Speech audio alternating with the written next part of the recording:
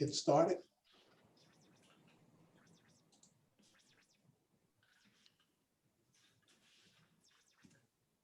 Okay. Good evening, everyone. Welcome to tonight's event. One Book, One Bronx, the Leonard Lief Library, the Africana Studies Department, the Women's Studies Department, and the School of Arts and Humanity at Lehman College, CUNY Center for Humanities, and Lift Every Voice have collaborated to present a series of eclectic programs and reading groups as part of a nationwide initiative, Lift Every Voice, Why African American Poetry Matters.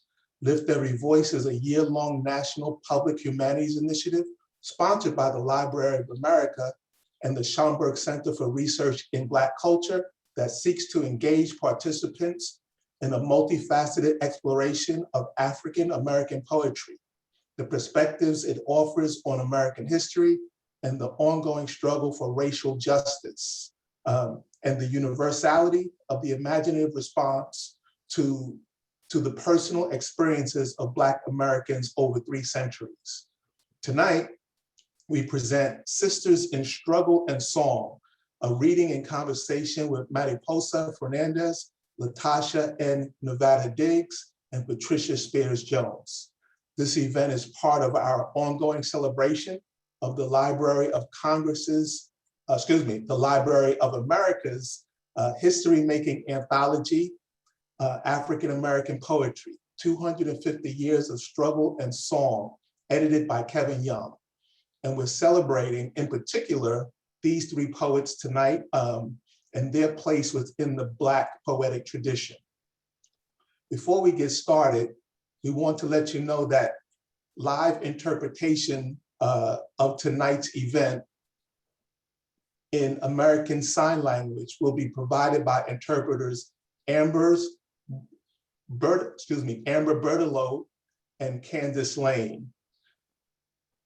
We will be spotlighting, however, the person who is currently speaking along with one of the interpreters throughout the evening.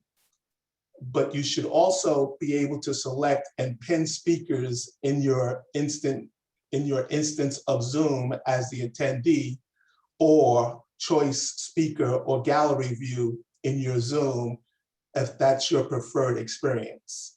Thank you, Amber and Candace, for your work tonight.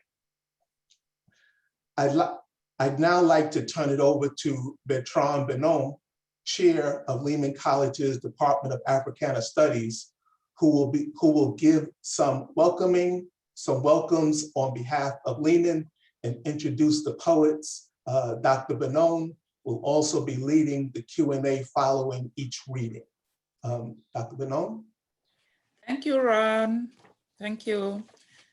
Good evening, everybody, and welcome. We are so delighted to have you all in our midst tonight for a wonderful evening of poetry reading. We hope next time we'll be on our beautiful campus, but for now, we will say thank you for Zoom.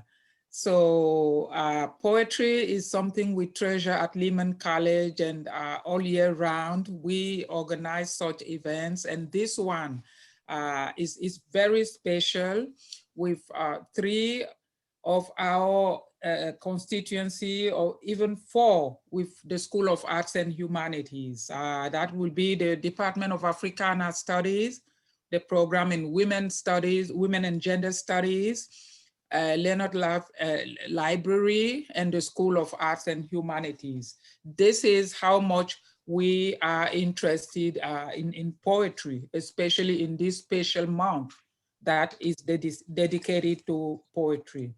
I'm going to introduce our poets tonight, starting with Patricia Spears Jones.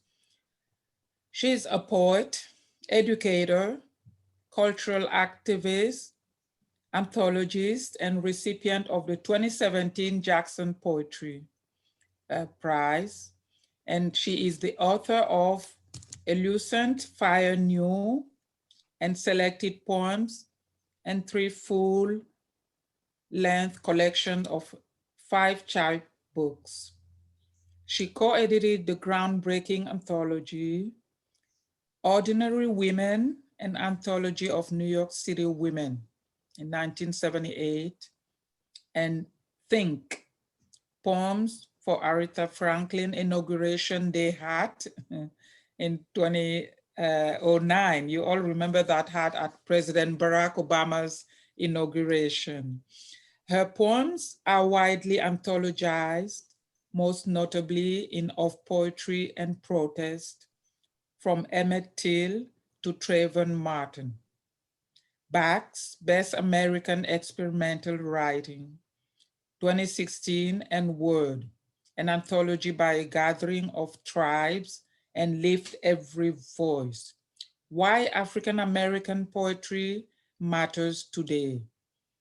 And in The New Yorker, womenwitnessing.com, and the Brooklyn Rail.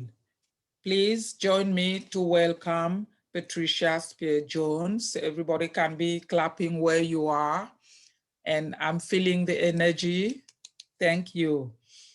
Our next poet is a writer, vocalist, and performance sound artist, LaTasha N. Nevada Diggs.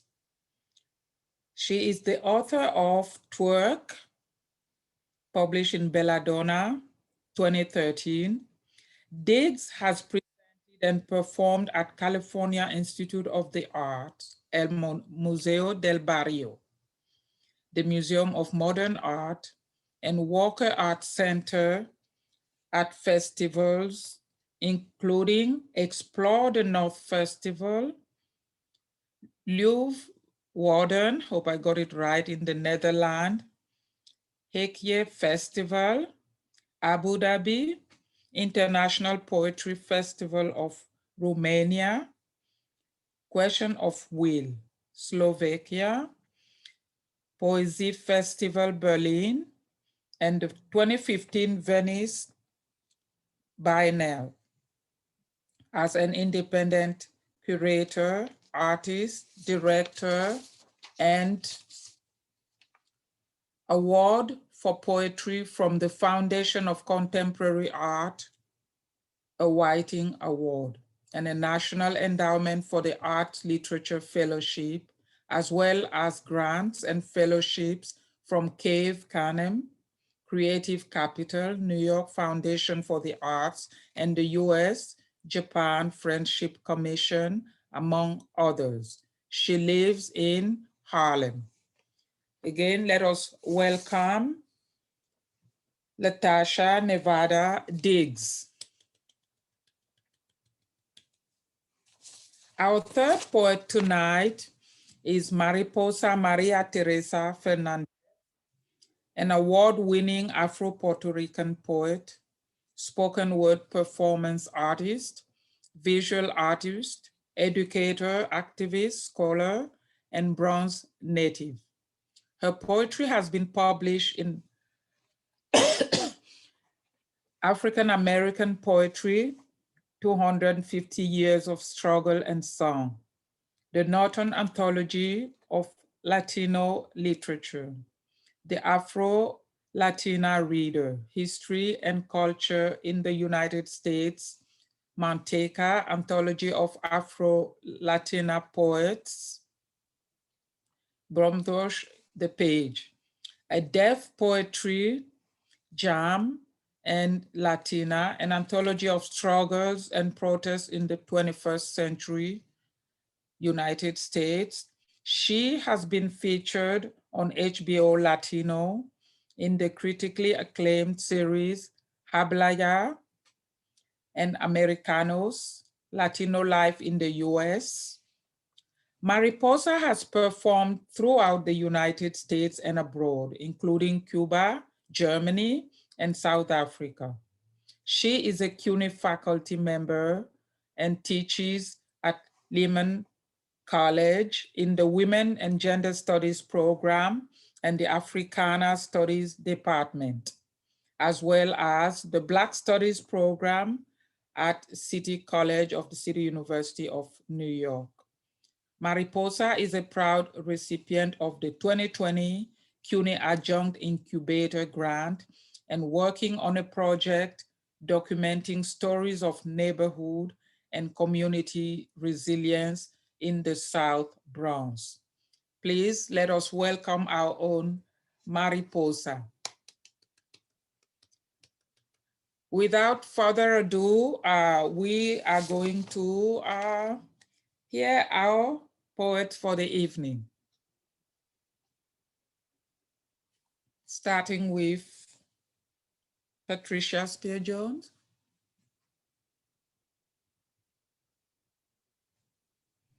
Okay, I thought it was going to be LaTasha.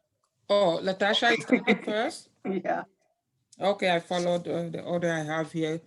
So over to LaTasha Nevada Deeds, please let us welcome her. Hello, everyone. Rob, I don't know if I need to. Will you handle that? Okay. Thank you so much. Thank you again, Lehman College and Mariposa for the invitation. Truly honored to be a part of this and to join Mariposa as well as Patricia Spears Jones in this reading. Thank you to the Literary Freedom Project and Ron, as always, doing the work and making it happen, you know. Thank you to the Library of America for really making this publication of this anthology happen. I'm extremely honored to be part of it, to be included in this most recent anthology. And anthologies are always tricky because what do they mean? But thank you so much, Library of America, and the editor Kevin Young. Really, I'm really, really grateful for the inclusion. I'm going to read first my poem from the book Twerk, my only book, my only like full collection, which was included in the anthology.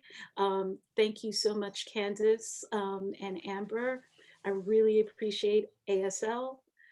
You don't know how much I really appreciate it. It is another language, and I'm grateful to see you. Okay, so let me get going. My first Black nature poem. There is a dark mass following me. These legs are clumsy. They flap quickly. I want to slow them down, but my nerves, Lord, these pensive endings. The sun slumps against the merging fall on red leaves, and where the natives are unenlightened, the mass comes closer. Only white people swim in lakes nowadays, you know. Crystal Lake. Never seen a Black person jump in a lake, let alone a river till this summer. The Bronx River is said to be clean. We care about clean. A month before, 2 boys drowned in the Bronx River. A week after, a boy jumps into it unfazed. Abandoned tires, relics of its sewer days, red herring spark no fair, at a publicly funded park with a biology class, a boat making workshop for the children of Hunts Point. Gives me hope we'd wet our hair again. These follicles don't surf, don't swim. But here in Virginia, there's little comfort. The blush current from underwater springs makes me tense. White people form groups to paddle on boards across the Hudson, taking on trends from Hawaii. They tap into the yesterdays of Algonquin tongues, Wappinger, Mohican, a sporty new age like Gouda convenience, a luxury to admire when Long Beach is too far and Rockaway too dirty. Black folk don't swim. We splash and cool off. We are ways forward from a splendor hint of Senegalese manliness diving from a ferry miles offshore from Gorée. That water got too much memory. We much prefer chlorine. That salt and fresh water are hypertension. And that ocean is curiously scary. And this lake is charmed and churning with tales from the deep. Profound is this river of B-rated torture. Deep are shadow people speculated through my rave tangerine goggles. On Lake Champlain at night, the chilly air felt like a presence. Swamp monsters, this ain't a swamp.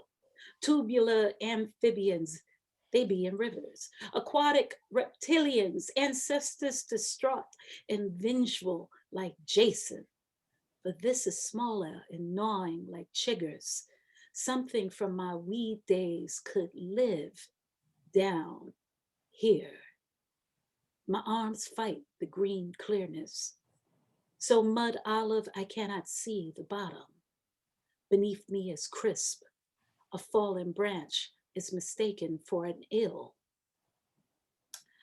The next couple of poems I'm going to read are haikus, and I'm calling them hot flash haikus. And if you're going through hot flashes, you know what I'm talking about. And haikus just seem like the perfect thing to, yeah, fitting. So here's a couple of hot flash haikus. Let me say I am a sparrow, scared to crash land my ass on raw nuts. Today I saw fly off sparrow with toilet paper rolled up and ready. Tenement starlings, shadow rockers, then bubble, rum pa pa pum pum pum. Sorry to be late. AC broke and these flashes keep me in panties. Cooped pulsed Club Nouveau, tongue tart from Irish spring miss, what the blue jay said. How the hooks unhooked, ready to feed you guava. You trained my brow well. Your taste is settled tang on the corner of lips, washing down aki. Okay, so much for those. Next poem, pigeon toe. And I will say there are some words that are in Japanese, some words in Maori, there's some words in Spanish. I tend not to provide translations, and I'd just rather you hear me, hear the sounds of the words, hear me attempt to pronounce them, and forgive me, any native speakers of these languages. I do my best, I try my best. It's all with love and respect. Pigeon toe. On the sake menu, no descriptive like quiet and smooth, lean and firm. Dry seems redundant. The comedic pause that carry so much inner tree lettuce. When the flesh breaks, Erangi Namu glimmer free itself to become sky misty on the temple. A strait of islands set against a hazel setting in the west. Colopoyo. Morning is belated afternoon where moaning dove and starling sing their melody of 5 songs which scratch at nickel clouds.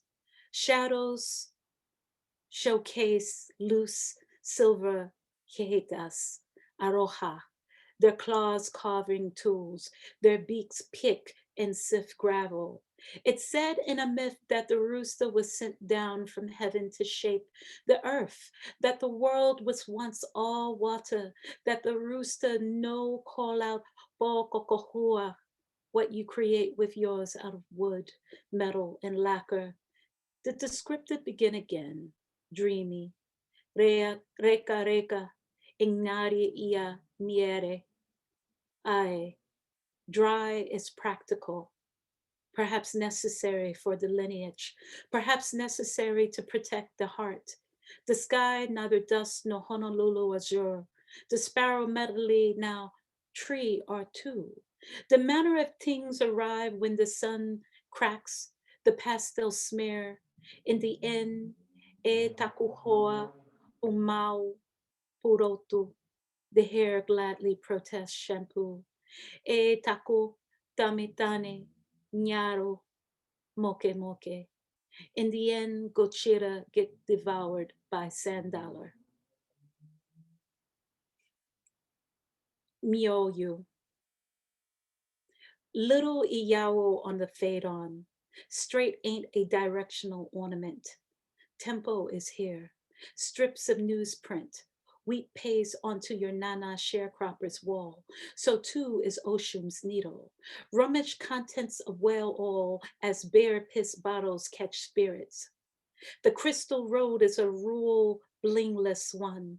Down and up, wind up the ocean. Sign the agogo for Omolu. Mareje acos, eris. Fetu para bobos. Love-struck passages in the D Lagoon. Buzios bedazzle would-be brides whose rings are invisible in the cross-hatch of scrap pot holders. A coconut drops the needle. A línea nunca agita. This poem is indirect, meant unfixed. Cease resistance, spirits might enter, spirits might escape. Rust up nostril, Ogum's dandruff. Unkaishi bites like a reminder, like how silica cuts into the lungs for wampum, purple and white, whelk and cowhog clam, prestige enclosed like gold chains, Chinese brass coins like Mr. T, like indicators of worth and obligation, birth, no direct meaning, no straight line, just a quilt of celestial Ibeji trickery. A que hora? Ask Flavor Flav. At present, a check me sanga, uma scene, uma now. A Chelsea's bow ain't broke, arrow ain't bent. He be fortune with that Angola swag. Oshumare, handle that. So minchi alinea, the row of glass risen seeds, my lineage be a slave trade, be a fur trade, be a horse trade, be a dingy trade, be an ivy trade, be a 1492 misdirection, be a way trapped in Venetian Murano, be strung on dare tendon. Give me the loot, give me the tax, break the pattern. These lines never be direct. Flash the spirit. Esas líneas nunca são retas. I'm going to skip this poem to Candace. Next poem is Cling, with a quote. Child with continuing cling issue, no. In his final fire, Gwendolyn Brooks. Sapphires are lovely, star of Bombay revered by child. She embodies its 6 rays replacing spoiled limbs. With heat, she hopes to change her lackluster, halt the continuing spectrum a cousin sapped from her. A vampire's cling. She remembers his as cornflower blue, a distracting issue a lover is not guilty of. How does he know it's a turnoff? His dick cannot enter her that way nor retire to any position. No moment to gaze without the recall. Shadows cannot swing in the amber light. She admires little, if at all. A final twinge when lover pinch upon Crayola, blush, fire. Jesus, children of America. Hear mama muddle moan, her spirit a sour high moan. From covers moving words muffled, move parallel. Can't stand for nothing cause mama can't stand upright, medicated on fortified. View mama case record a feet high from a record crate. No rose sweeter, save maybe those dried in Bibles. Self-taught, hand-sewn hymns, high water. Transfer in marrow, narrow men, wax thee. Whip her and me wholly. Care saves no one near a pint of chilled transcendental. Common sense in common areas, see mama overrun, raggedy redeemer, mourned markings, hoof scars on skull, vicious vex seedy arenas, mama drowned in high gutter, raw murmur, only boy stillborn. Now mama ration muscatel, misery loves company, mania mascot, see 7 Marys in a tree, ain't one Mary was mama to mama, rake at this mildewed memoir. That black mold will get you. Holy roller soliciting for a muse. Rescue me, rescue my mauled mama. I come from midlife's noir. Daughter of a Negro explorer, not at the South Pole, at the North Pole.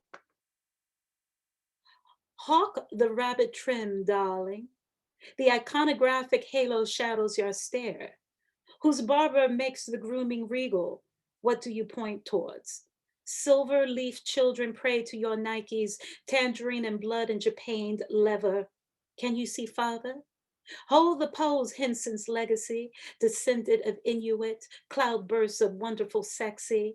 His is your bequest, seaman and Arctic booty, clock wolves.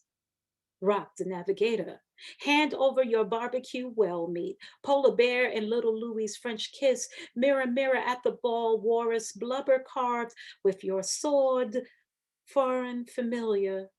Lime cargoes reflect the cold tundra sun, your name, Anawakak of the polo grounds. Where's your father? Perp contest, the dog sled as prop, chiseled Arabian, your pallid companion, bitch walk. I'm gonna skip the next poem, Interpreters.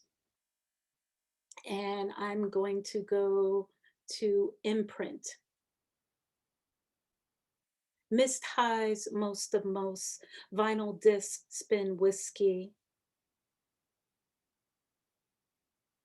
Usher, girl, wrists ill, rhymes, sigh. This is so twisted.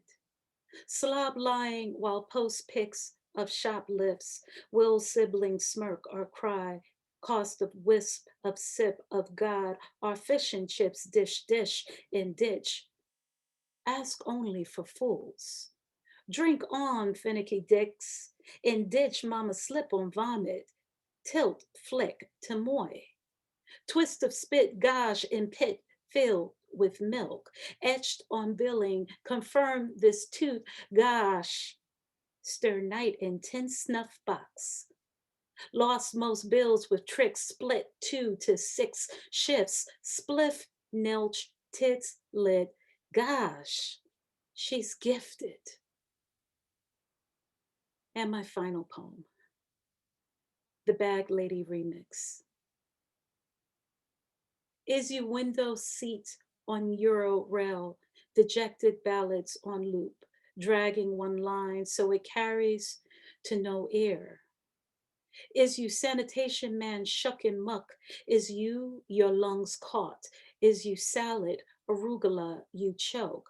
A container, a novelty totes. Is you carry-ons dragging up gates, mistakes, crowding up time whilst misery winds? Is you broken hourglass with grievances invalid? Is you weekenders overweight near freight? Is you things piled? A horde of is you is a forget to take it down to goodwill. Is you me and I trafficking emojis so millennial? Is you a pallet dawn? Silk scarf, Satan salty. Don't it feel like a relapse? Ache like a rheumatic fever, hoodoo for issues. What closets need ain't mothballs but therapy. Is you the cringe at baby showers, acid reflux, the minuscule you is. Love don't make it better for him, and oh yeah, her. Hourglass moan every year over pack, fluttering rheumatoid. Is you pregnancy's not? Is you a husband dreams of rada dies? Is you mix mantras and flights abroad? The tick, boom, is you passe? Your world spin faster, sunshine so void, average. Talk is strange, ain't you lucky? Gratitude is you 3 wishes lapsed, old previews too punishing. In the corner, the time out headlocked, it's true, forgive you fast.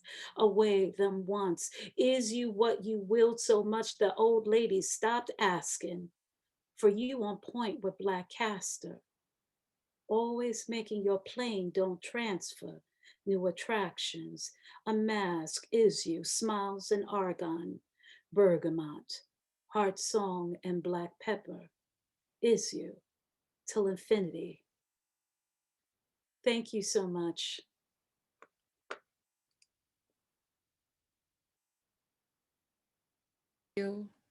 Thank you so much, LaTasha. Everybody, please join me, whatever you can do, you know, just to really celebrate these powerfully woven words with very strong imagery, ideophones and onomatopoeia and original languages and dialects. And I'm sure you're going to tell us more about that later. We are going to take questions at the end of the 3 readings. So please just write down your questions while we continue with our 2nd reading with Mariposa.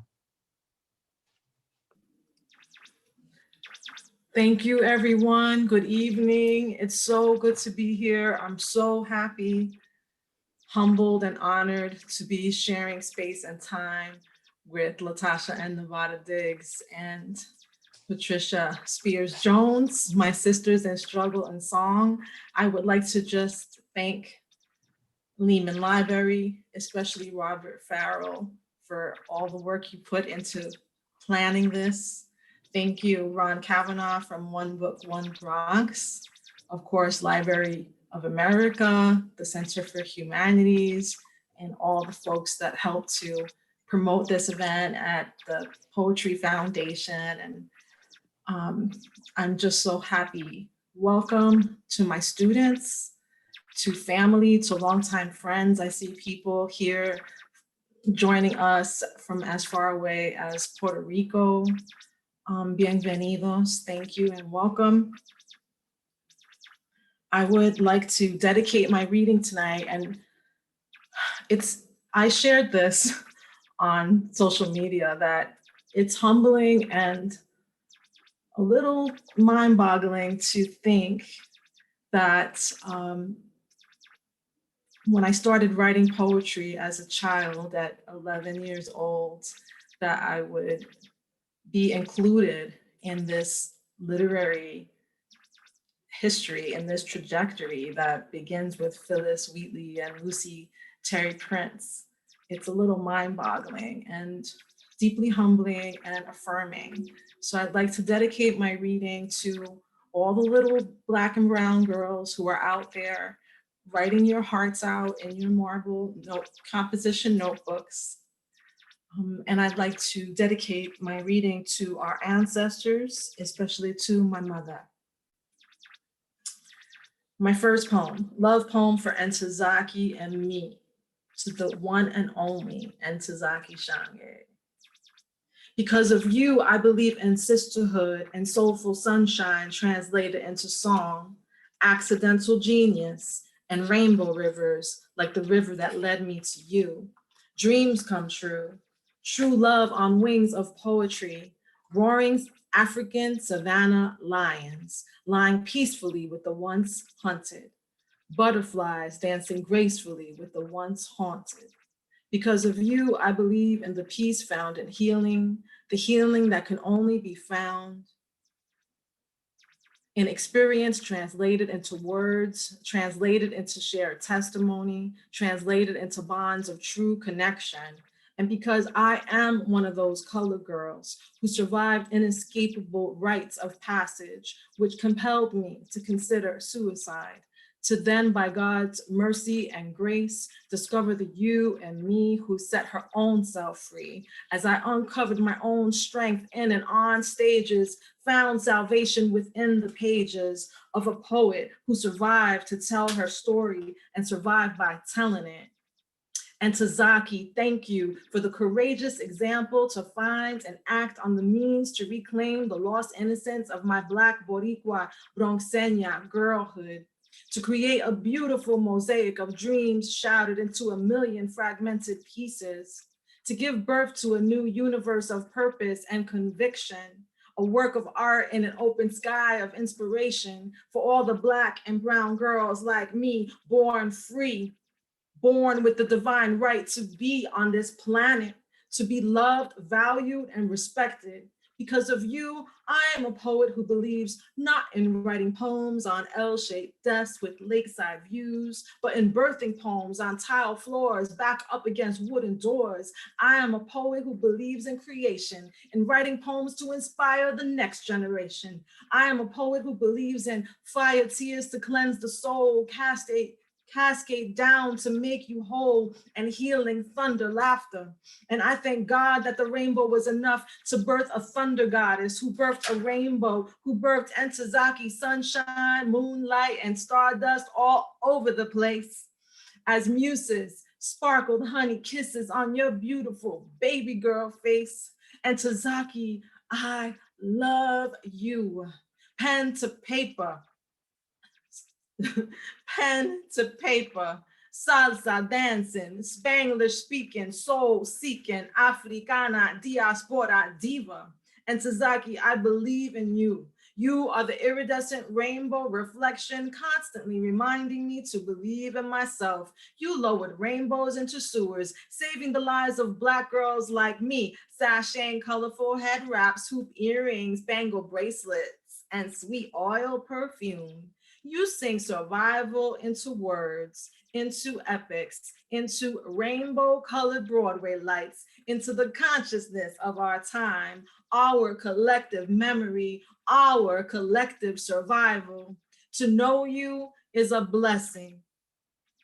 To be hugged warmly, to look into your beautiful coffee eyes that whisper, this poem is for you. These words, this time, this breath is for all the colored girls who considered suicide, but instead held their own candlelight vigils in marble notebooks, waiting for the arrival of first light, who fought demons all night, who know that dawn is really a woman, the backdrop of a beautiful Black sky and a rainbow laying sexy on her side. Frost led me to you. And because of you and Tazaki, I know that sometimes the greatest of poems are birthed in the agony of headaches, stomach aches, and heartache, somewhere deep within the quiet peace of my soul. Poems that make me whole, poems that set me free. And Tazaki, gracias.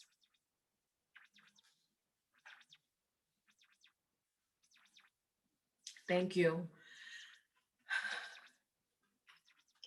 Thank you so much, Candace. That was so amazing. Just finger snaps and fire to you. The next one is Ode to the Diasporican. Mira mi cara puertorriqueña, a mi pelo vivo, a mis manos morenas. Mira mi corazón que se llena de orgullo y dime que no soy boricua. Some people say that I'm not the real thing. Boricua, that is. Because I wasn't born on the Enchanted Island, because I was born on the mainland north of Spanish Harlem, because I was born in the Bronx. Some people think that I'm not bona fide because my playground was a concrete jungle, because my Rio Grande de Loíza was the Bronx River, because my Fajardo was City Island, my Luquillo, Orchard Beach, and summer nights were filled with city noises instead of coquis, and Puerto Rico was just some paradise that we only saw in pictures. What does it mean to live in between? What does it take to realize that being Boricua is a state of mind, a state of heart, a state of soul? Mira mi cara puertorriqueña, a mi pelo vivo, a mis manos morenas. Mira mi corazón que se llena de orgullo y dime que no soy boricua. No nací en Puerto Rico. Puerto Rico nació en mí. Thank you. Thank you, Amber. The next one is called Bronx Cicadas. It was important to select some happy poems. We need that. Black joy. In the Bronx of our childhood, where we walked down the hill on 213, past the creepy abandoned Victorian house on Carpenter, chip blue paint fading watercolor against the sky, where the scary dog in the alleyway behind the rusty fence barked at us each and every time, down the block to the boulevard, where the green leaves hung low and luscious, where our hearts were never heavy, where the river smelled like muddy water, sparkled green like the Bronx River does after rainy days. Bronx Park Boulevard, boulevard of playgrounds, Rosewood and Shoelace Park, bocce courts where old Italian men played wearing brown fedoras, crispy white shirts, and brown pants held up by suspenders. Park of the cobblestone horseshoe that still stands. Park of the smelly, spooky echo of the Williamsbridge underpass, where years ago, before our time, a farm stood. Morning dew on fresh grass, oak trees, weeping willows, and pine, where we chased fireflies and buttercup butterflies, watched fireworks explode in the black sky on the 4th of July, snowball fights and sledding down the hill on 219 after being pulled for blocks by my big brother, my brother's park, where the Boulevard Lions played touch football, ripped jeans, curly froze, long hair flying in the wind, where they broke night under the stars, standing on wooden benches above the packed snow. Done gathered all the dead Christmas trees for smoky boulevard bonfires, where new trees were sure to grow. Dark winter nights soon blossom into sunny spring sunrise, radiating glow. Constant river flow, humming sound of speeding cars on higher ground in tow, on the Bronx River Parkway. Zoom! Summer again, sunny, hot, and hazy. Dandelion wishes all summer long. Boom boxes with mixtapes, where we hung on the chain link fence by the basketball courts, eating ices on the swings, sailed on wooden seesaws, chipped yellow paint carved up fresh graffiti layups on concrete walls, climbed old school monkey bars, ran wild, scraped our knees and played hopscotch when my brother taught us how to ride a bike in the stomping grounds reveling of our youth, dreaming in the whispers of our river and the music of the boulevard through the dog days of summer sun rays, where the sound of a Bronx day rattled long and hard like mysterious maracas in the trees.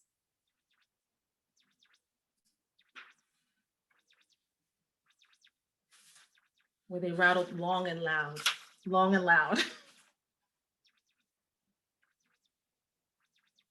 The next poem is called 1980, for the child victims of the Atlanta child murders. And I'd like to add in that dedication to all stolen lives, to all the stolen lives of Black children. 1980 wasn't special, except it was the year I turned 9 and became an activist. My eyes glued to the 6 o'clock news. Fear floats in the swirls of 13 channels, grows, grows, grows, like the cold dead bodies of Black children, into questions my mother does not answer. 1980, the year I learned against my fragile will, the sting of hatred and wicked words that crush my spirit. years before the word racism enters my vocabulary. 1980, the year between 1979 and 1981, when more than 40 Black children are kidnapped and slaughtered in Atlanta. Far away from the Bronx, my mother assures me, not far enough. The danger zone is as close as the nearest television, and for some odd reason, close enough that we are no longer allowed to stray too far from the house. 1980, a year of morbid child curiosity, a strange need to know if any more bodies of Black children were found strangled or stabbed or shot, if they had found the killer or killers, as they speculated the rise of KKK sinister aspirations to wipe out future Black generations. 1980, only 1 year in the span of American childhood nightmares, where I dreamed myself trapped in the Black airless trunk of a slow-moving car, where I'd see my own child face, posted with the many small disappeared faces looking so much like mine, mostly boys, but some girls, hair braided and adorned with rainbow-colored barrettes like mine. 1980, another year of no justice and no peace. The year before the Atlanta police found that Black man with the thick glasses and the big afro and said he was the killer, killing the dead count at 28. Forgetting about missing bones, doomed to forever remain missing from their mamas and their papas in a proper burial. 1980, the year my mother gave me a big white button with bold green letters attached to a green satin ribbon that read, "Save the Children," that I proudly wore pinned to my school uniform as I marched off to school, now part of the growing movement to save the children. I felt somehow protected by this button, felt that I could save the children and somehow save myself by wearing it, that somehow I was connected to all the people who went down to Atlanta to save the children, the activists and church leaders who joined the mothers, and the people led by hound dogs and psychics, and even the New York City guardian angels with their red berets and Black leather jackets. 1980, the year I ran home after school, salty tears in my eyes.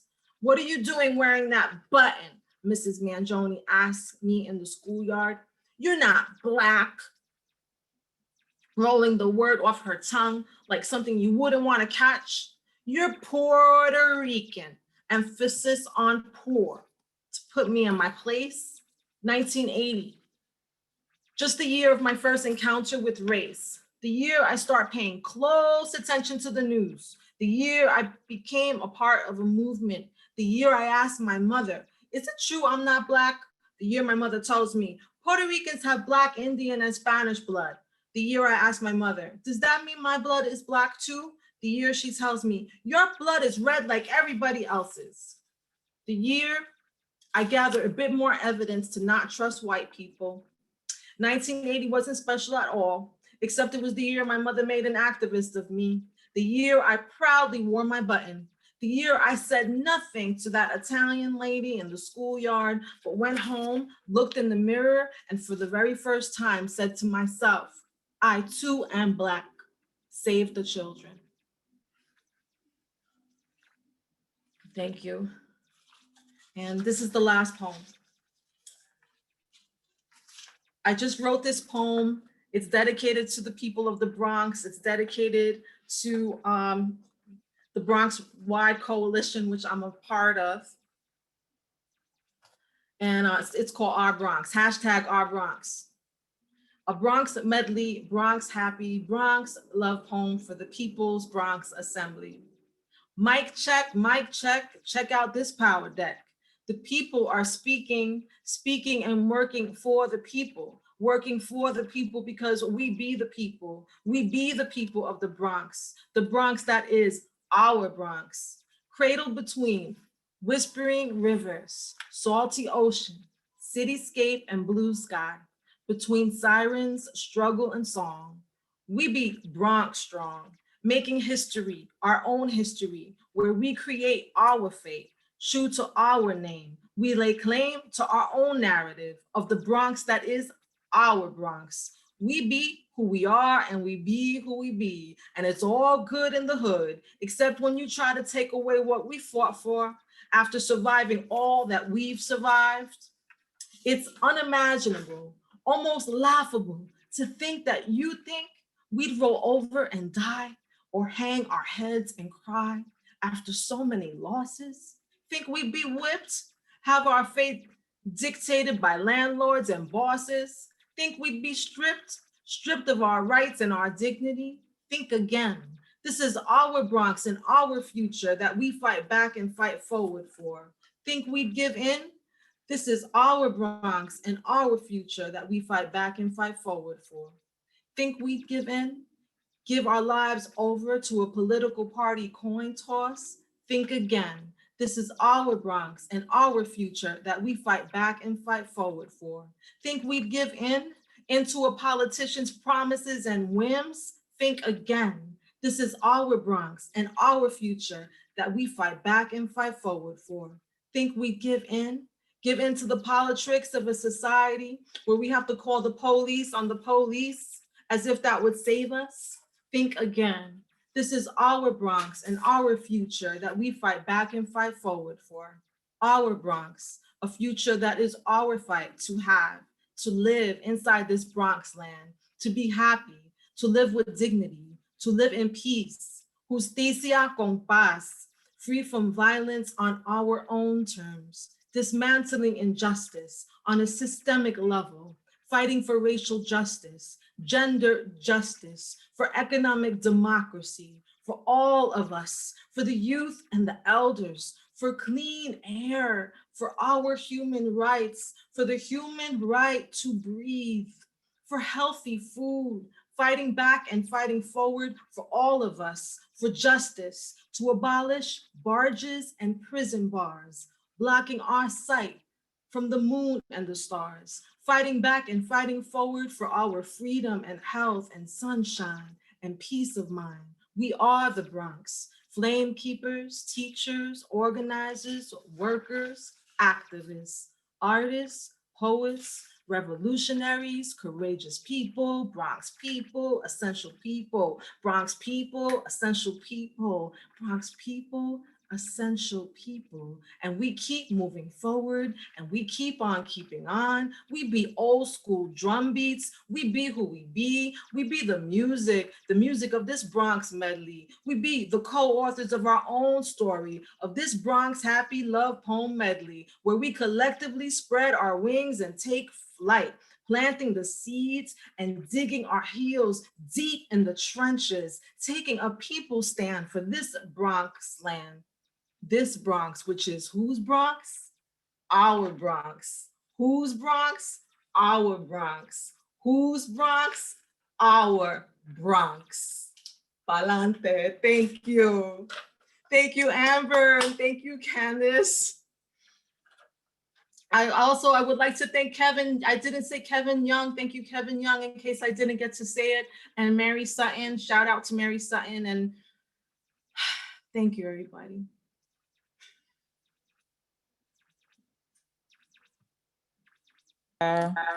Thank you so much. Thank you so much for another moving tribute, dedication to our ancestors, to Black and Brown youth, an affirmation of our rich heritage, code switching in our multiple languages that make us, again, make sure to write down your questions. We're going to fill them after the third reading.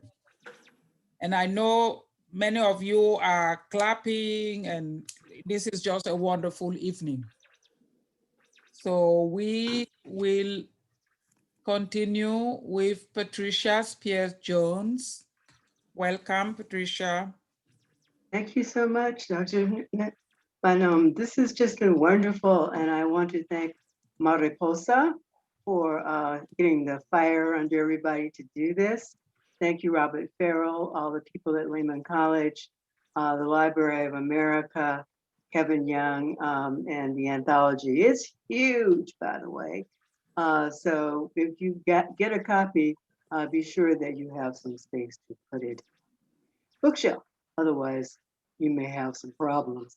I am going to read not very many poems, but they're all kind of sort of responding to the theme of this evening. And I'm going to start with one that's a golden shovel, which was a poem that Terrence Hayes created based on Gwendolyn Brooks's Golden Shovel poem. And this is a golden shovel using a line from Brooks's poem. And the line is, my dreams, my work must wait till after hell. The poem is After Hell. You can trace my bitter words, my words and yours. Who knows how our dreams will turn out? Will they turn out? My days like snakes are slow moving cold. Works in the docket, love in my pocket. I must situate my situation. Now I have to wait for shimmer to shake me down. Yes, till the very tears I fought for dry up, and after them, all is paradise. After this frigid hell. Miss Brooks's poems were part of a series called of sonnets called Gay Chaps at the Bar. And she wrote them when all these Black soldiers were going off to fight in World War II, and their voices. And it's an incredible series. And she gave us a lot. And there's a lot of her in the anthology, so be prepared. An American Haze opens with a line from the poet Brenda Hillman. And you should just remember that if you are a volunteer who leaves food and water for migrants in the deserts in Arizona and Texas, you will be arrested for doing that. There's an incredible anti-humanitarian streak in this country. Anyway, An American Haze. Quote, thunderclouds, cracks, and volunteers, unquote. Trumpeter lilies argue the loudest sense. You could wrap a fiesta with that smell. And when done, you will know you're at a funeral parlor and tears are falling. Stars brighten dancing figures, the ones that Jasper Jones remixes, oh elderly DJ, got that pepper in his pocket. Who knows these people in the desert? Volunteers come with food and water left for desperados, the men, women, children stumbling into an American haze. They too, these volunteers, are illegal, told to leave the desert unfootprinted, even as the men, women, children mark the earth, calling on insects, birds, and beasts to follow, to gather, to take what is left of the stumbled bodies. The border between good and evil can be porous, or hard as steel, or an ideology of hatred. The country is full of ideologues, and the border cracks. The next poem was occasioned by the horrible death of Nia Wilson, a young Black woman who was killed by a white supremacist in Oakland, California, 3 years ago. Nia also means purpose in Swahili. Nia. It sounds better in Spanish, precario, prettier, as if it isn't what it is. And there's that, oh.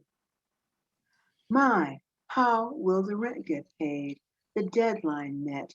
And who ghosted me first, Valley Lover or that other one? Delicacy of skin, quick steps, quick stops. And the direction is what? There's no where there, And the last shift is the one where tongues load a stack of sighs, bridge tall and mythic. This day and the next, volcanic shards roll towards the door, even if mountains are in the far distant, thousands of miles. How the heart steadily beats as the sirens careen and angry men launch their best lives ever by taking so many others. It is a miracle, this heart steadily beating even as the next question threatens a late spring storm. Ground broken by lightning, the raindrops' rhythmic patter honors percussionists, those that beat, beat, beat their instrument with a purpose. Nia, knowing how one offbeat collapses the genesis, augurs harsher storms, where the purpose becomes precarious, where death enters white-armed, white-throated, where the body drops like lightning on rain-moist ground. Now the next poem is a true invention. I have no idea if Etta James ever met Malcolm X. I don't even know if she ever played the Audubon Ballroom. But hey, I'm a poet. I can make this shit. So there you go. Etta James at the Audubon Ballroom. Plus, finally, I get to write a poem where Malcolm X gets to be really sexy in the poem. Okay. Etta James at the Audubon Ballroom. Someone knocks over a chair, drunk one. Fight ready, but this vivid sound stops fist. Who let them big black birds in? Again, this night, what? Flight, fight. Let's try dancing the blues to smithereens. Rustle up those moans and sighs for the good working Henrys of this world. Ready, ready, ready to block and hustle. Shit and cuss you out. Somewhere backstage, the money scatters. Your skin beams sweetness while your voice screams, where's the fucking funhouse? Your chest blossoms possibilities, hips thick enough to swing which way, and oh my, there he stands. In suit sharp as steel and shoes patent leather, squarish frames, that wise guy demeanor, tipped chapeau. You picked up the high heel shoe you throwed down, then repaired your makeup for that second set, the one that promises a better crowd. Another chair tips back as smoke swarms the litter stage. You're too young for this mess, and he'll never grow. This also references a wonderful photograph by the photographer Marilyn Nance. At one point, a lot of photographers snuck into the Audubon Ballroom before they fixed it up and took pictures. And there's this incredible picture of all these chairs all over. It's very amazing. Now, the next poem really is an invention, but not the person. Elio Artistica was a Brazilian conceptual artist. He was an amazing artist, one of those people that basically created some of the most dynamic art, some of the most dynamic art in between 1960 and 1980. So, but you know, he lived in New York for a little while, and you know, sold dope and you know, did all kinds of things. And as a gallerist told me, it was also queer. But hey, this is my fantasy. So he is that Brazilian guy. Did I ever see Elio walking some part East Village, curly-headed and densely packed with art and drugs and death's constant shadow? Was he on the corner of Avenue B and 10th Street drinking beer and ogling the pretty Puerto Rican girls? Was he ogling me? Or was he living in an abandoned warehouse, holding on to his pencil, pen, brush on paper, cardboard, found trash, or garment district fabrics offloaded by a gang out of the projects, whisking splatter of heroin, lost income, drops dangling from a cup of bitches brew? Oh, how to speculate this mad Hendrix-loving artist movements in El Barrio, Loisaida, or was he uptown, Spanish Harlem, or on the west side, Greenwich Village, hanging with the drag queens, early AM, everybody tired from the bars, the piers, the crumbling edifices of late 60s, early 70s, Nueva York. He was on a wild ride, the weed his stash, the dazzled dreams of men who had survived torture, military repression, a bad economy.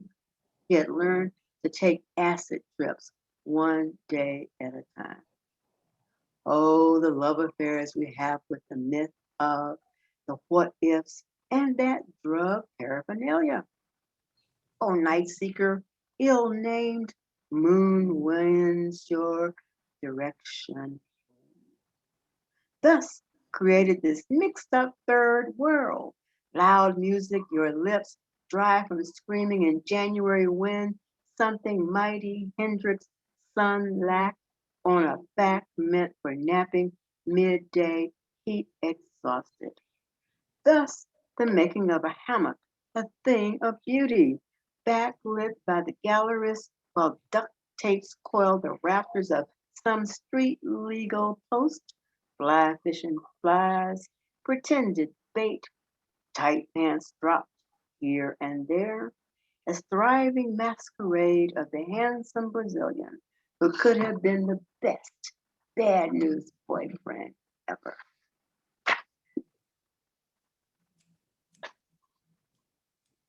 And another Puerto Rican is coming up. Self-portrait as Retratos de Cosas Locas y de Locos Stolen.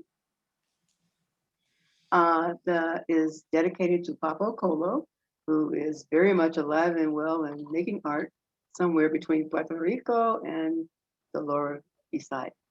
And the title comes from a title of one of his pieces, a self-portrait de Cosas Locos de Locos. Anyway,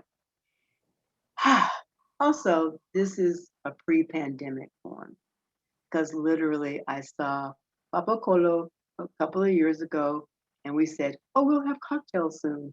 And then, well, shall we have cocktails while sipping the edge of catastrophe? Gin and tonic for summer, whiskey sour for fall.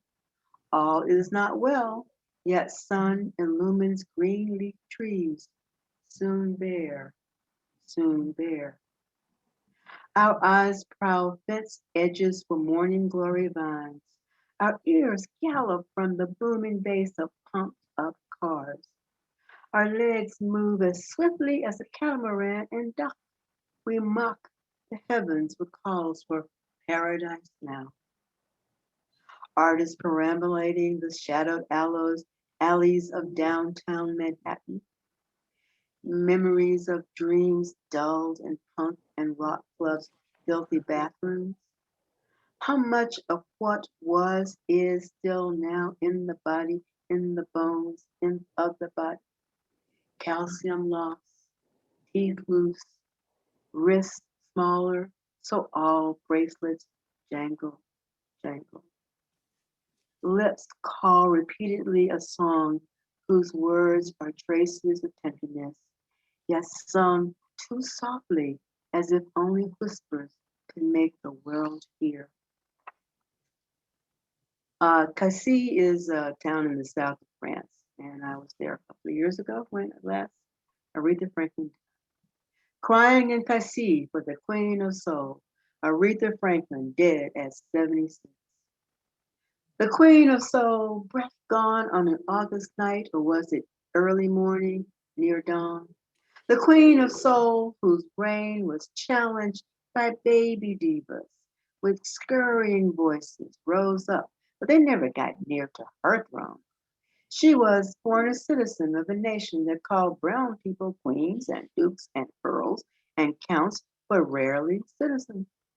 Born citizen of a nation that found tongues loosened in a framed temple of justice, love, and recognizable rage.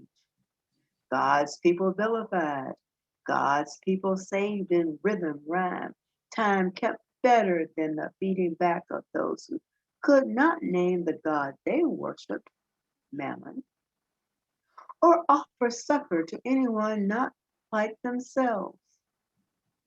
Voice travels across hearts' doors, which once opened could not be closed. Voice travels deep in the hippocampus, mocked and degraded. Open up and hear these words: think, respect, trouble, love, respect, love, think, think, think, think, think, love. French voices shout in the bright late afternoon. The Mediterranean sparkles today. It will sparkle tomorrow. But the heavens, oh, they will sparkle like never before.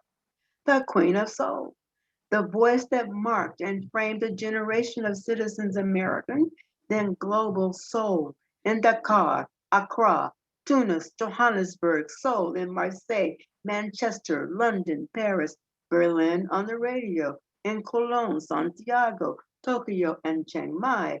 Her voice trails Memphis, St. Louis, Chicago, Detroit, great migration in chords and harmonies, melodies, memorables, choruses repeated, trails of tenderness and terror.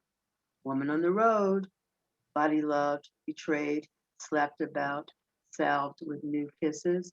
Woman on the road, queen of the train tracks, bus routes, plane rides, car trips, the great migration circles of motion moving in her voice, a legacy. Her star matters brightly as Mars, so keen to be seen, this annum, battle weary, resting. And my last poem is on the death of Claribel Alegria, but it's also dedicated to every poet, every woman poet who has stood up for what she believes in and cares about. And it ends with her going off and joining Orion. On the death of Claribel Alegria, she was a Salvadoran and Nicaraguan poet, 1924-2018. And I also want to thank Amber and Candace. You guys have been like making all of us look like we can dance. On earth, she marked her days with rage and love and fought the generals and the armies of thieves and torturers. Her pen was mighty, so also their arms. Death is the shadow twin, the one remaining in the foothills, by the back door, in a convent, off a mountainside. And yet, the mother's breast awaits her infant's mouth.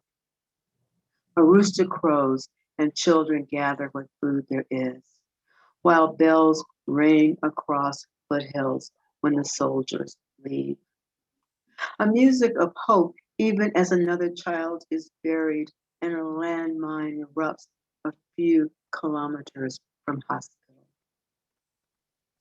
We live in a time of suffering and places of beauty, where the water and air meet in mountains, dark soil. Food grows so effortlessly, and so does greed. We live in a time of suffering in places of beauty, where yesterday's rebel is today's president, and greed cowers the hurt children who hunger not only for their mother's milk, but a safe place where peace storms the land with smiles and the tender removal of all aspects of war. A phantasm of peace, a peace unlike the other ones, negotiated and then neglected, thus military rifles, handguns, machetes, Bowie knives, unexploded landmines, all made so that peace will end and terror return. What you hear is the sea. The heavy waves come in, go out. Stars pattern, Orion's belt, or is that his heel? And then another woman of letters departs. Will she step on Orion's heel? Would she say, "Excuse me, I did not see your heel"?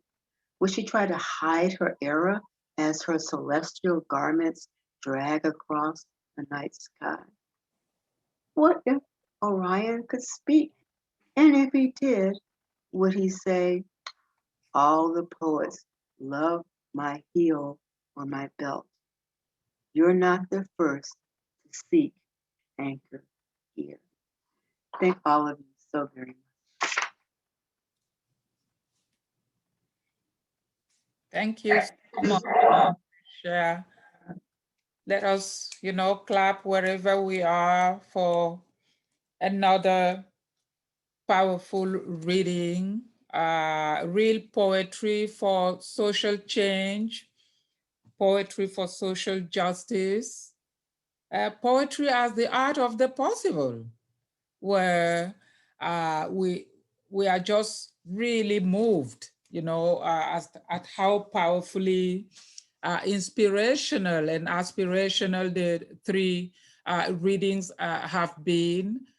Wonderful words of wisdom that just warm our hearts. And as somebody said, they make us want to dance at the same time that we want to laugh. Sometimes we want to cry because of the way in which we have a diversity of issues, some of them joyful, others are sad, but we believe in Black joy, as one of our readers said. So I will, at this time, ask all of us to once again thank our poet, our lady poets, for really moving readings.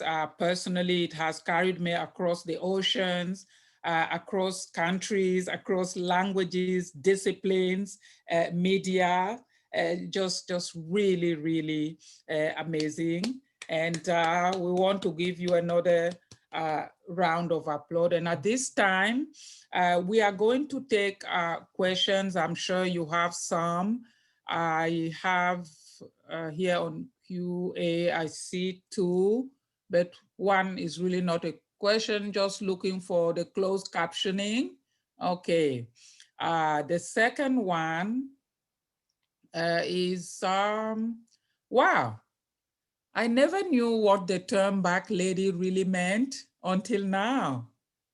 I heard about the term from conceptual artists, David Hammons and Pryor. This poem puts so much more emphasis on that phrase. I hope we can discuss it more. Thank you so much for sharing your work. So what about Bag Lady? I think this goes to our first lady poet. Oh. So the Bag Lady remix, I was invited by a good friend and colleague, Douglas Kearney, to remix a Erykah Badu song, and from her first album. And I was assigned the song Bag Lady. And if anybody knows the song, the lyrical content has to do with, not being able to let go of things, carrying too much ish. You got issues upon issues upon issues. and there's the bag lady, you gonna miss your bus. You get too much stuff, you can't hurry up, and it's like, in terms of you're not able to succeed in relationships, whether they're romantic relationships or friendships or familial relationships, because you're holding on to a lot of things and you need to let it go. And so I looked at it, and it was not my first choice, I'll say that. Because I think I began to really look at myself, and and go, do I really want to go there? And so I just explored it. I explored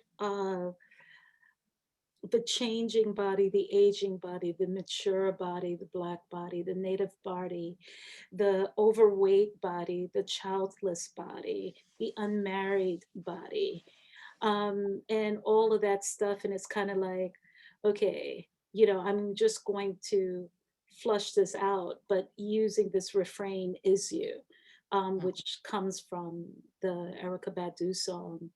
But then also that old song, is you is my baby. I don't know who sang it, but yeah, but it's a play on both of those, but also in a Little Dragon song, for folks who know the group Little Dragon.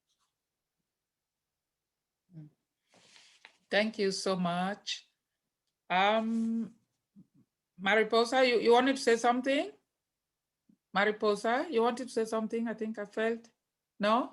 Yes, I saw one question in the Q&A where people can buy our work. Oh, yeah, I was going to bring that. Yeah, but you I can wasn't about that. I was going to bring it as a last question, actually, but Oh, okay. you can give the information. Yeah. I just want to say that I have known LaTasha and Nevada Diggs and Patricia Spears Jones for a long time, and this pandemic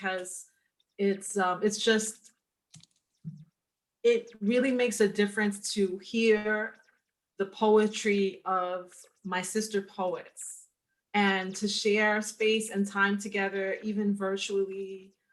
It just means so much. I feel so connected, and it's not the same as being in a live audience where we could like vibe off of the audience.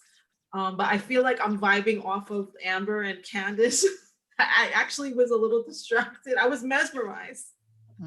I lost my place in some of my poems because I was like, wow, I've never seen an ASL speaking spoken word artist, because that's straight up art right there. Like ASL, I'm just really, this is like a vitamin, like a booster.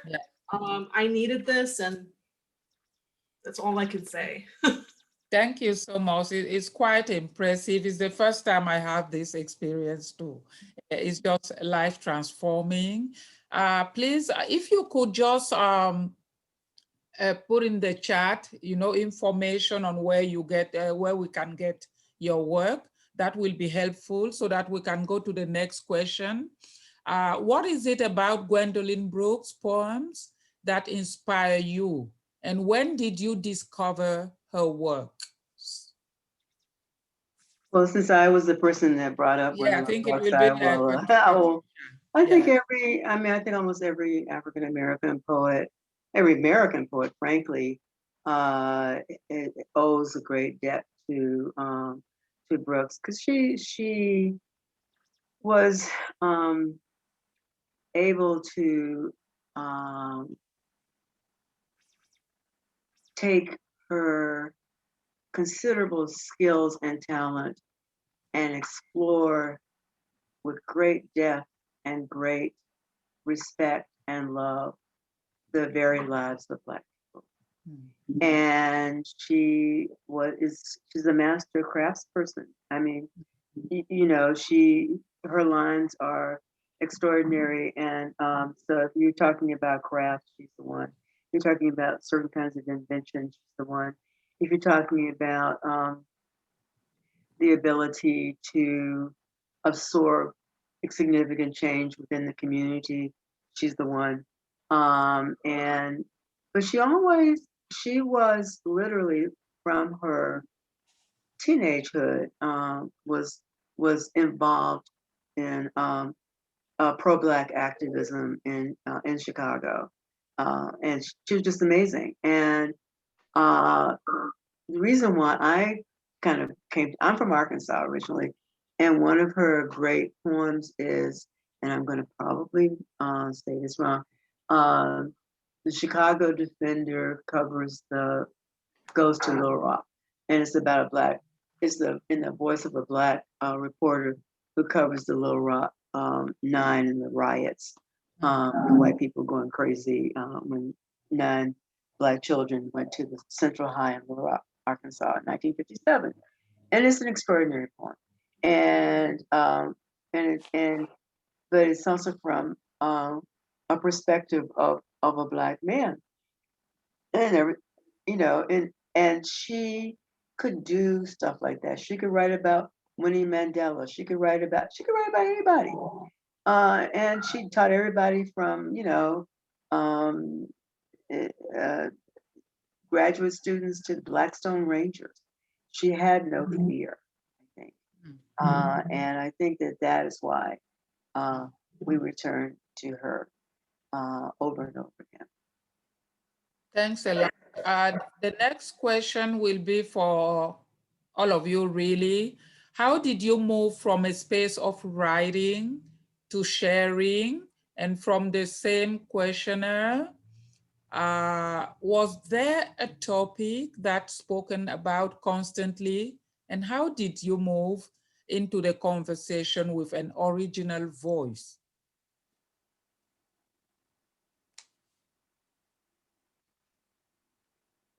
Anybody can, it's really that's a lot. That's like 5 that's 5 questions in a row there. I don't. Mariposa, what do you say? How I move from writing to sharing my work. Writing to sharing, and from the same person to how no, sorry, I was reading another one. It happened in my freshman year. From writing to sharing, perhaps it will be easy. It happened in my freshman year of college, and I see in the chat that Abby London is here, and she's mentioning her husband, the late Mark Crawford, who is my professor when he taught creative writing at NYU and jazz appreciation. And it was the only creative writing course I took in college. I didn't come out of an MFA program. He gave one assignment that you had to write a stream of consciousness. I have 1 hour to live. And you had to really tell the truth and be honest. And you would read, and if you were BSing, he'd make you sit down. And then also in that year, there was an open mic, and a friend of mine said, hey, I was invited to read and I can't make it, can you go? And I remember shaking, and actually I started to memorize my poems because I would get so nervous that my hands would shake, and you could see the paper shaking. You could see the paper shaking. But it was a long time, and there was a transition between saying I write poetry to saying I am a poet. So to all the people and to you who asked that question, if you asked that question because maybe you're writing and not sharing, I say that the world needs to hear your voice, that your voice matters, and just, share your work, even if you feel shaky and afraid.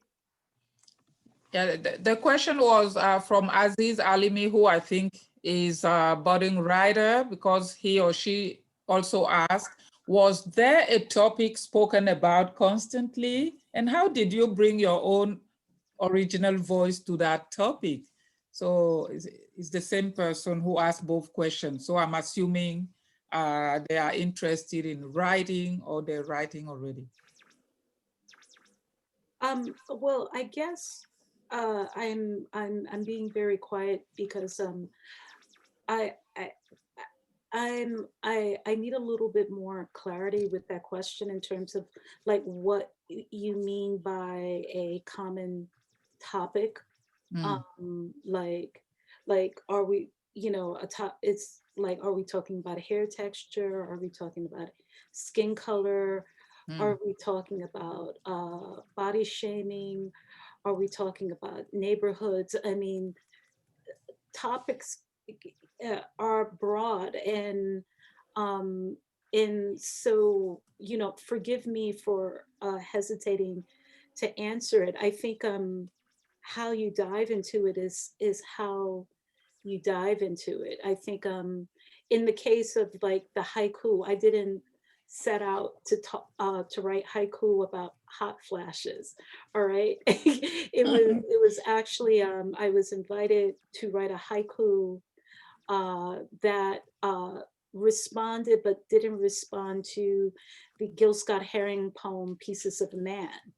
And I was assigned just to write a haiku.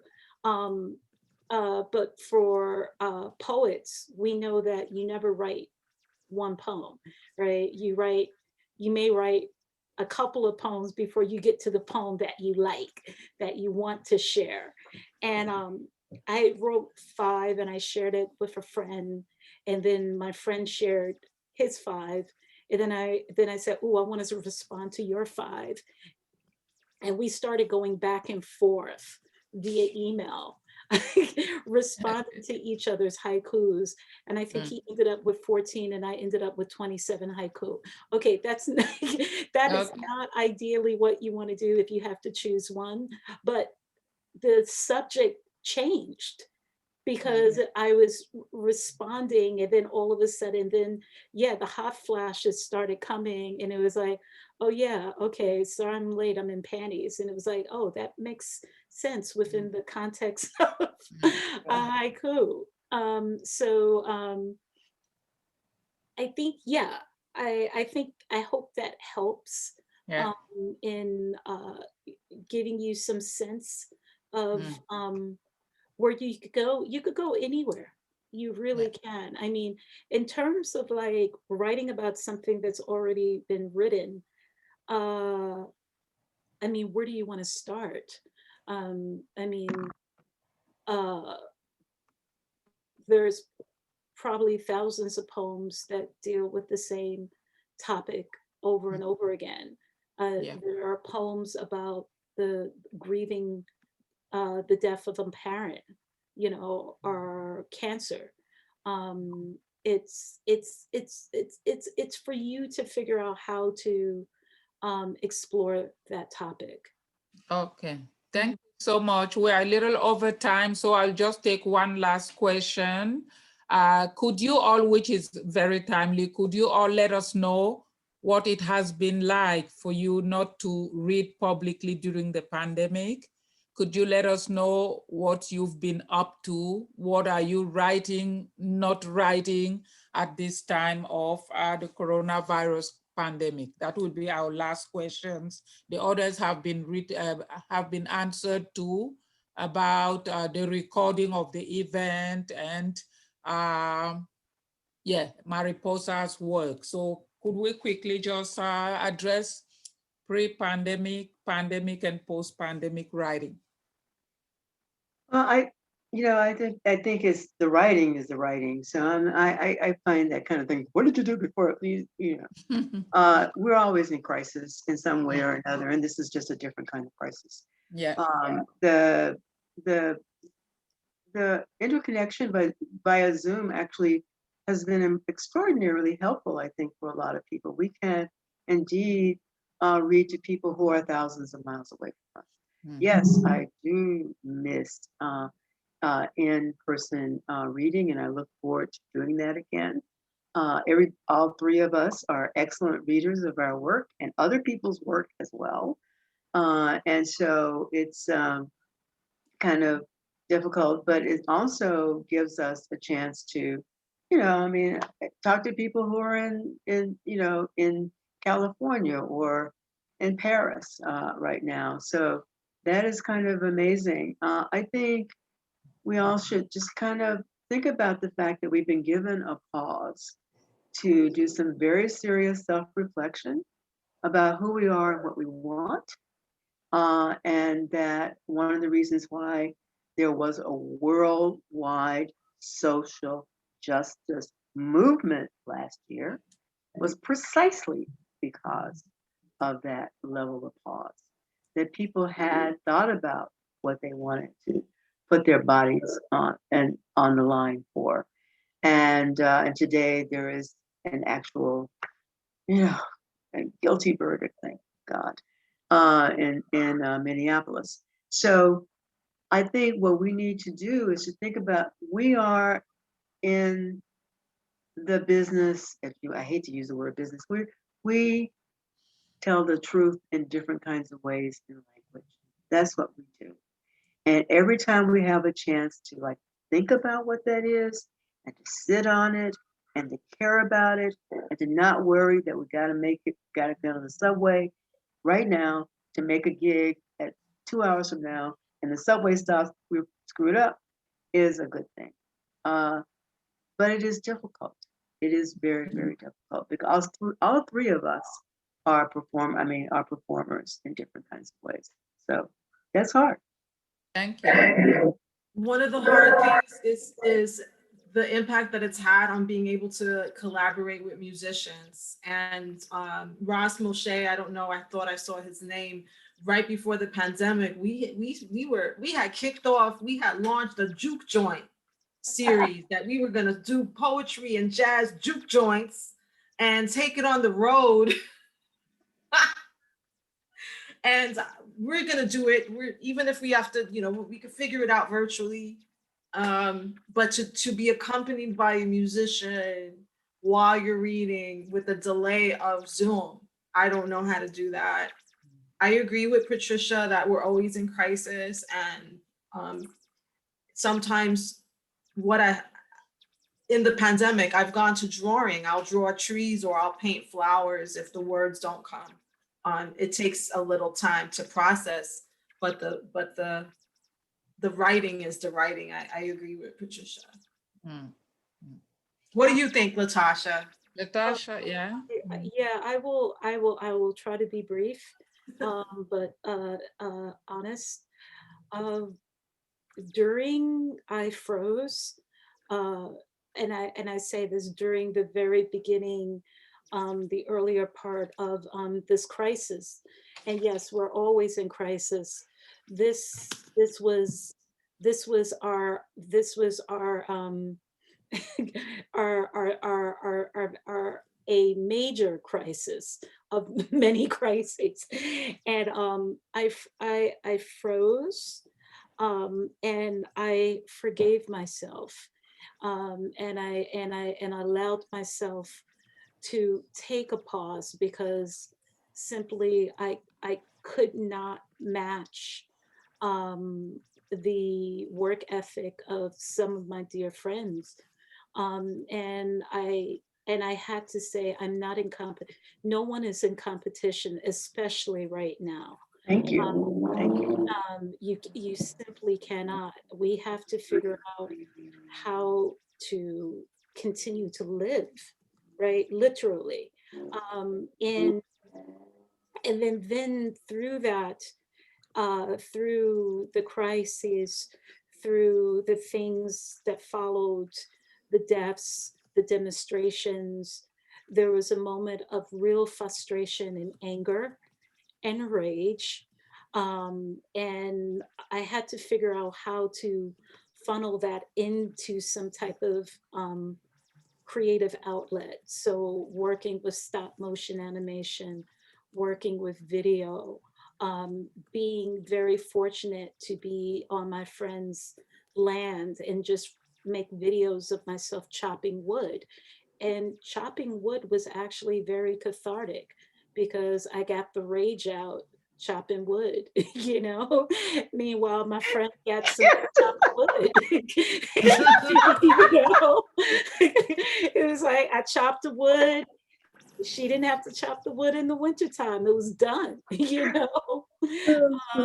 You know, and I got to make an art piece out of that. I had to, you know, figure that out, thinking about, you know, all types of manifestos, you know, use what you got right in front of you to create work, right? That's it. And now I'm getting into some type of slow practice back. I would say one of the things that has been an absolute blessing with the Zoom medium, because I have to say at first I hated it. My eyes were going nutty. My eyes were going blurry. I got red tinted glasses. I got orange tinted glasses. I got yellow tinted glasses. It was too much. Yeah, for the blue screen, right? One of the absolute beauties, right? Because it's, again, thinking about this as a creative platform, thinking of this as an actual tool, right? We have the beauty of ASL. We have the beauty of closed captioning, right? When you can actually, you know, afford actually someone who can actually do it, not the auto closed captioning. And those become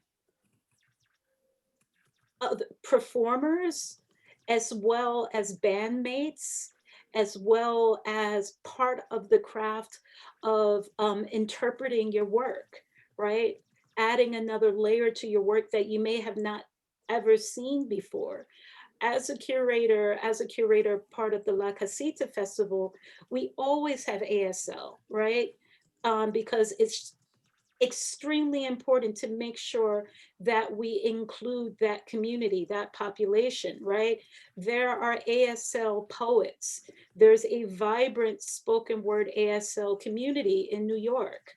And when you see them interpret their poems, there's a magic that happens. There's a communication that's happening that it's different from hearing it, right?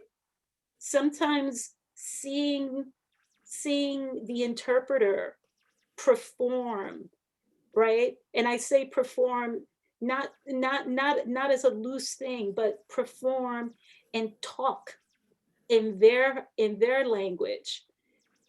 It's just another texture. It's another way of seeing the words, seeing the visuals, and getting the senses, right? One of my favorite performances was this Indigenous poet from Canada, and her poem was making fun of the Pope, where she called him poop, right? And she was talking about an old man's, and forgive me for anyone who finds this insulting, an old man's hanging testicles.